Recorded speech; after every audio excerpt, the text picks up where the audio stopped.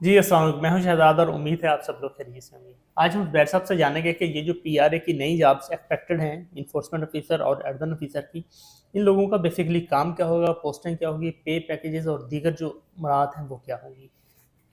अच्छा जी, public service commission में upcoming jobs हैं पीआरए, पंजाब रेवेन्यू अथॉरिटी। ये फाइनेंस डिपार्टमेंट की एक अथॉरिटी है। इसमें बहुत ज़्यादा तादाद में सीट्स आ रही हैं, जो कि आप लोगों ने देख भी ली हैं। अपकमिंग जॉब्स में पब्लिक सर्विस कमीशन ने उनको बता दिया है। इसके ऊपर हम इंशाल्लाह पीआरए की सर ये जो ऑडिट ऑफिसर और इन्फोर्समेंट ऑफिसर, इसका हमारा सेशन जुमेरात को शुरू होगा। डेट अगर बता दें ज़्यादा बेहतर होगा। डेट आज क्या है? 24, हाँ जी, आज 24 है। 25, 26, 27 तारीख बनेगी ओके। इंशाल्लाह। 27, दोनों का एक ही आप करेंगे, क्योंकि ऑडिट सिलेबस ऑफिसर जो और सेम होगा, इन्फोर्समेंट का। ओके। सिलेबस सेम होगा। ठीक है। इसमें जो आगे जाकर हम डिस्कस करते हैं, हम्म। तो मैं नीचे नंबर दे दूंगा, उस पर आप रब्ता कर सकते हैं। जुमेरात से इंशाल्लाह हमारा सेशन होगा। इसमें जो सिलेबस को दो हिस्सों में तकसीम किया जाएगा। जो रेवेन्यू के अकॉर्डिंगली या सब्जेक्ट्स के हवाले से होगा, वो ताज साहब जो कि पिछली दफ़ा इन्फोर्समेंट ऑफिसर और ऑडिट ऑफिसर सेलेक्ट हुए थे वो पढ़ाएंगे। New excellency. New excellency. और जो जनरल नॉलेज का हिस्सा है वो तो मैं खुद पढ़ाऊंगा। ओके। अच्छा sir, enforcement officer and audit officer, इस पर आने से पहले आपका बहुत शुक्रिया सर। ये ऐसी सीट्स हैं जो कि अगेन जिनको बहुत ज़्यादा हम ग्लोरीफाई कर सकते हैं in terms of PR, in terms of salary benefits. And in terms of powers, ठीक है। तीनों के हवाले से। अब सबसे पहले तो सर तीन तीन तरह की सर सीट्स ये आ मेरा रही हैं। ख्याल है कि इसको अगर हम कहें ना कि तकरीबन उसके बराबर बराबर जा मिलती है ईटीओ के नाम। एक्साइज एंड टैक्सेशन की नहीं, हाँ। ये बहुत मुख्तलिफ है और बहुत अच्छी जॉब है। अभी मैं अच्छा। आपको एक्सप्लेन करता हूँ। ठीक है। सर ऑडिट ऑफिसर की सीट्स आ रही हैं 54 के करीब, 199 के करीब सीट्स आ रही हैं इन्फोर्समेंट ऑफिसर की, और इसी तरह एडमिन ऑफिसर की। एडमिन ऑफिसर की सिंगल डिजिट में है। हाँ जी, इन तमाम सीट्स की सेम क्वालिफिकेशन है, सिर्फ 1 लाख की डिग्री का फ़र्क है। मैं आपको सबसे पहले तो क्वालिफिकेशन बता दूं जो रिक्वायर्ड होगी। ACCA, CA, MPA, MBA और BCom ऑनर्स, या BS इन पब्लिक एडमिनिस्ट्रेशन और अकाउंटिंग एंड फाइनेंस और मैनेजमेंट। ठीक है। मेन MPA, MBA, ठीक है। किसी ने एम काम, अकाउंटिंग बी काम। M.Com किया हुआ है, किसी ने अकाउंटिंग में की हुई है, किसी ने फाइनेंस में की हुई है, किसी ने मैनेजमेंट में की हुई है, ठीक है। इसी तरह MPA, master in public administration, अगर किसी ने पब्लिक एडमिनिस्ट्रेशन में BS किया हुआ है। इसी तरह CA और ACCA, ये वाले लोग जो हैं ये एलिजिबल हैं इन सीट्स पर। आर इक्वलेंट, यानी अगर किसी के पास इन सब्जेक्ट्स का इक्वलेंस भी है। हाँ, अगर जो इक्वलेंस है, अब वो अभी ये आपने मुझे पॉइंट नोट करवाया है, इक्वलेंस में ना बहुत सारी डिग्रीज आ जाती हाँ हैं। जी। तो ये एक वैसे बहुत अच्छी बात है आपने जो जारी की है। तो आप लोगों ने पब्लिक सर्विस कमीशन की वेबसाइट पर भी इक्वलेंस मौजूद है, और नेट पे HEC की नेट पे भी मौजूद है। HEC की वेबसाइट पर भी इक्वलेंस मौजूद है। हाँ जी। लाइक जैसे सोशल वर्क और सोशियोलॉजी की इक्वलेंस है जेंडर स्टडीज। हाँ जी। जेंडर स्टडीज ऐड में नहीं होती, लेकिन लोग अप्लाई करते हैं तो फिर वो इक्वलेंस सर्टिफिकेट में ले लेते बिल्कुल हैं, ऐसे ठीक है। बिल्कुल ऐसे। इसी तरह से अगर इन डिग्रीज में से किसी एक डिग्री के बराबर आपकी कोई डिग्री होगी एज पर HEC रिक्वायरमेंट या आप HEC उस क्राइटेरिया, लेटर को देख लें तो आप उस लेटर को देख लेंगे तो आप वहां पर अप्लाई कर सकेंगे। लाइक अगर फर्ज करो इकोनॉमिक्स इसके इक्वलेंस है किसी एक डिग्री के, हाँ तो जी। इकोनॉमिक्स वाले कर सकेंगे। सही। इसी तरह से बिजनेस इकोनॉमिक्स वाले कर सकेंगे। फर्ज करो इनमें से अगर किसी की कोई बनती है तो वो आप देख सकते हैं। उसके बाद जो एज है, मिनिमम 25 साल फॉर मेल एंड मैक्सिमम 40 साल। 25 साल से बहुत 40 साल तक लोग अप्लाई अच्छी कर सकते हैं अच्छी एज मेल। ब्रैकेट हाँ रखी जी, है। इसमें मेच्योर लोग हैं सारे। और खवातीन के लिए 25 साल से 43 ईयर्स तक कर सकते हैं।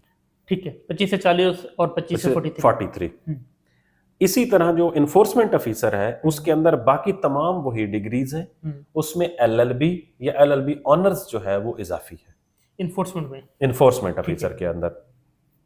और उसमें भी 40 साल तक जो है आप मेल, और 43 ईयर्स तक फीमेल कर सकती हैं अप्लाई। और आपको पता है ग्रेड 17 की जॉब्स हैं सर इसका सारी। सिलेबस। हाँ, अब आ जाते हैं सर इसके सिलेबस के ऊपर।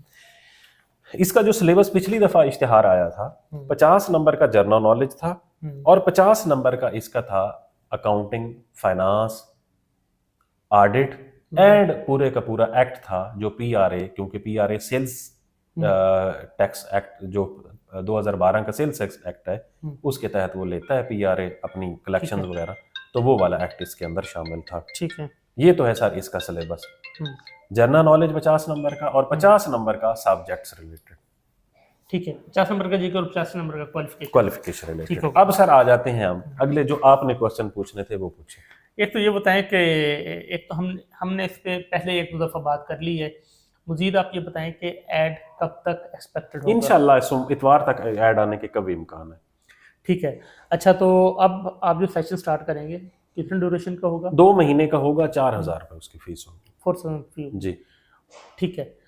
अच्छा, अब अगर ऐसे लोग जो घर बैठ कर तैयारी करना चाहेंगे उनके लिए मैंने वीडियो बनाई थी मलिक ताज के साथ, हम्म, जो 4-5 दिन पहले आई हुई है। उसने उसके अंदर उसको डिटेल में एक्सप्लेन किया है, ठीक हो गया। क्योंकि वो एक प्रोफेशनल आदमी था। वो 50 नंबर के लिए उसने गेटमैन की किताब बताई है, प्रिंसिपल ऑफ अकाउंटिंग की किताब बताई है। ये 2 किताबों के नाम मुझे याद हैं। उसके बाद उसने कहा HR के हवाले से सवाल आते हैं, सेल्स टैक्स एक्ट के हवाले से जो 2012 का है उसके हवाले से सवाल आते हैं, तो वो उसने सारे अच्छा, अब आप थोड़ा सा ये बताएं कि इन लोगों को काम क्या होगा, पोस्टिंग क्या होगी और प्रिविलेजेस वगैरह में और क्या हाँ, चीजें? इसकी सर जो तनख्वाह मैं आपको बता दूं, इसकी तनख्वाह इन तमाम सीट्स की इन्फोर्समेंट ऑफिसर की, ऑडिट ऑफिसर की एंड एडमन ऑफिसर की 1,86,000 रुपए तनख्वाह है। बहुत अच्छा पैकेज है जी। वो हम तो SDO को तो भूल गए ना, SDO तो 1,50,000 वाला था, ये उससे आगे निकल गया। ऐसी।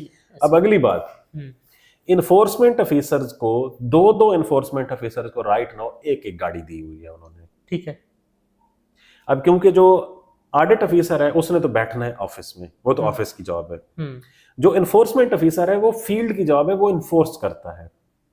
लाइक रेवेन्यू कलेक्शन है इनकी, सेल्स टैक्स की जो कलेक्शन इनवाइसेस हैं उनके हवाले से, तो उसकी अच्छी खासी PR वाली जॉब है और ठीक ठाक प्रोटोकॉल वाली धड़ल्ले वाली जॉब। इन्फोर्समेंट ऑफिसर का वैसे भी बड़ा नाम होता है किसी भी एजेंसी के अंदर, वो कोर सीट होती है, रेवेन्यू कलेक्टर होता है बुनियादी तौर पर। आप दूसरी जुबान में लाइक इंस्पेक्टर आप कह लें, नहीं, इंस्पेक्टर नहीं, लाइक असिस्टेंट कलेक्टर। जैसे आप कस्टम में भर्ती होते हैं, जैसे AC, आप अगर FBR में भर्ती होते हैं, तो उस तरह का ये इस अथॉरिटी के अंदर पूरे का पूरा कलेक्टर है, ऐसा समझ लें, जो कलेक्शन का काम करता है। ओके। अच्छा, अब सर इनकी जो पोस्टिंग्स है, ये जो लोग भर्ती होंगे ना 199, इनमें से तकरीबन 90% लोगों की जो प्लेस ऑफ पोस्टिंग है वो अपने घरों में होगी।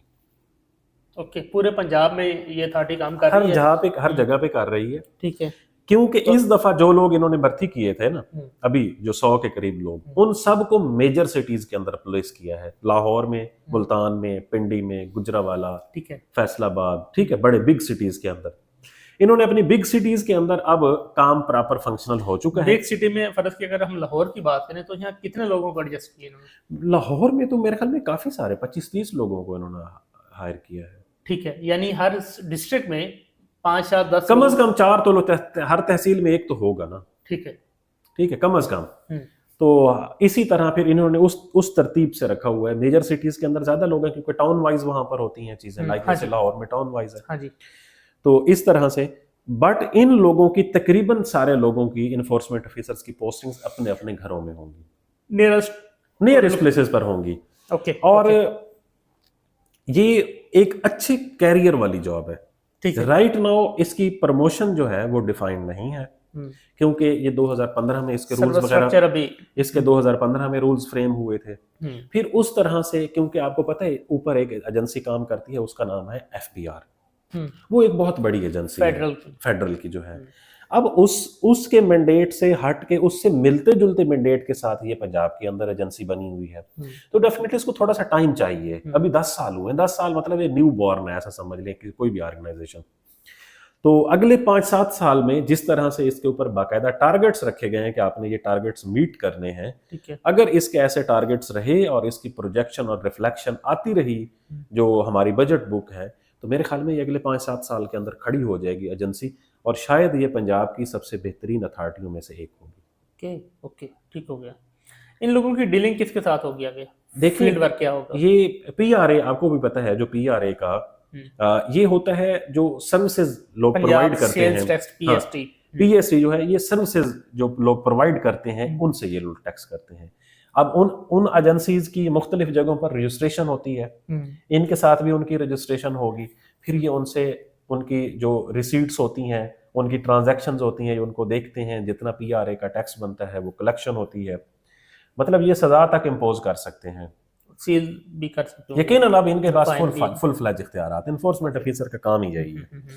तो ये एक बहुत अच्छी, सिर्फ इस चीज से निकाल के कि इसके अभी उस तरह से प्रमोशन के सर्विस रूल्स फ्रेम नहीं हुए, बाकी हर तरह से ये एक परफेक्ट जॉब है। अगला क्वेश्चन हर बंदे का ये होता है कि ये कॉन्ट्रैक्ट पे रहेगी या परमानेंट भी होगी। देखिए अब एक तो ये है कि पंजाब में रेगुलराइजेशन एक्ट खत्म हो चुका है, ऐसी है। सेम फेडरल में भी खत्म हो चुका है। फेडरल में नेशनल असेंबली से बिल पास हो चुका है, सेनेट से पास होना है। फेडरल में? हाँ जी, अच्छा। फेडरल में पहले जॉब्स आती थी temporary likely to be permanent, हाँ जी। अब आ रही है temporary likely to be continue. तो मैंने उसको रीचेक किया है कि ये किस बेस पर ये इतनी बड़ी ड्रास्टिक तब्दीली हम समझ ले आई है। तो मुझे ये मालूम हुआ है कि वहां पर बाकायदा इसके ऊपर लेजिस्लेशन हो चुकी है और वो लेजिस्लेशन एक फोरम से अप्रूव भी हो चुकी है, अगले फोरम से होनी है, फिर एग्जीक्यूट हो जाएगी। तो जब भी सेशन होगा तो उसमें तो एक दिन जी, लगेगा। तो अब रेगुलराइजेशन वाला चक्कर नहीं है, ठीक है। लेकिन ये जॉब्स कहीं भी नहीं जाती। हाँ ऐसे ही है। जॉब्स इनसिक्योरिटी नहीं है, अलबत्ता ये है कि आप परमानेंट नहीं होंगे। तो 1,86,000 बहुत तनख्वाह है, गाड़ी भी है सर, गाड़ी भी है, पीआर भी है, घर में पोस्टिंग है, इससे ज्यादा और क्या चाहिए। बिल्कुल ऐसे। फिर सीट्स भी बल्क में है, 199 सीट सर, 200 सीट्स हैं। 200 सीट्स तो सिर्फ एक केडर की हैं, 54 एक केडर की हैं, इसी तरह 5-7 एक केडर की हैं। सेम क्वालिफिकेशन वाले लोग तो कोई बचेगा भी नहीं जो थोड़ा बहुत भी सेंस रखता होगा कंपेटिटिव इम्तिहान की। दूसरा सर, सरकार के अंदर जो काम होता है ना, वो बहुत ज्यादा ऑर्गेनाइज्ड होता है। हर बंदे की ड्यूटीज डिफाइन है, वो अपने उस लिमिट तक ड्यूटी करता है, उससे अगला कोई और ड्यूटी करता है, उससे अगला कोई और ड्यूटी करता है, ठीक है। फिर रिस्पॉन्सिबिलिटी लेने के लिए पूरी की पूरी एजेंसी अथॉरिटी होती है, इसलिए ये बड़ा आसान काम होता है। मुझे लगता है कि वो लोग जो सीरियस हैं और समझते हैं कि अच्छे कैरियर वाली नौकरी हासिल करनी चाहिए, this is the right time, another मौका है, नादर मौका है। बिल्कुल। दोबारा सर आएंगे तो सिंगल डिजिट में आएंगी जब भी जॉब आएंगी। आप कहाँ आएंगी? हाँ जी, वो कौन जीता है तेरी जुल्फ के सर होने तक, ठीक है। अब 199 सीट्स कहाँ आनी है? बिल्कुल ऐसी एक दफा आ चुकी हैं जितनी, अगर ये सारी फिल हो जाती हैं तो पीछे तो उनके पास बंदा ही कोई नहीं होगा, वो छोड़ के जाएगा तो होगा, अदरवाइज सारी सीटें फिल हो जो छोड़ के जाएगा ना पीछे ना रिकमेंडेड में से आ जाएगा, मतलब किसी और को फिर अपॉर्चुनिटी मिलेगी ना, जो छोड़ के जाएगा तो। वैसे आने वाला कोई सिलसिला नहीं है। सही। तो आज से ही कंसंट्रेट होके, फोकस्ड होके अपनी तैयारी करें। आप तैयारी आराम से घर बैठ के भी कर सकते हैं, और किस तरह से कर सकते हैं वो हमारी प्रीवियस वीडियो आप देख सकते हैं। वो ऊपर जो लिंक नजर आ रहा होगा मैं उस पर वो वीडियो लगा भी दूंगा, ताकि आप लोग अगर देखना चाहें तो उस वीडियो को क्लिक करेंगे, आपके जो ऊपर सर के ऊपर चल रही होगी, हमारे सर के ऊपर चल रही होगी जो, तो वो वीडियो जो है बुनियादी तौर पर एक प्रोफेशनल से मैंने बनवाई है कि जो पहले इन दोनों सीट्स के ऊपर रिकमेंड हो चुका है, आपको बहुत मदद मिलेगी। और सर कुछ पूछना बस सर, तो आप में से वो लोग जो हमारे चैनल्स पर नए आए हैं तो वो हमारे चैनल्स को सब्सक्राइब कर सकते हैं। बहुत शुक्रिया।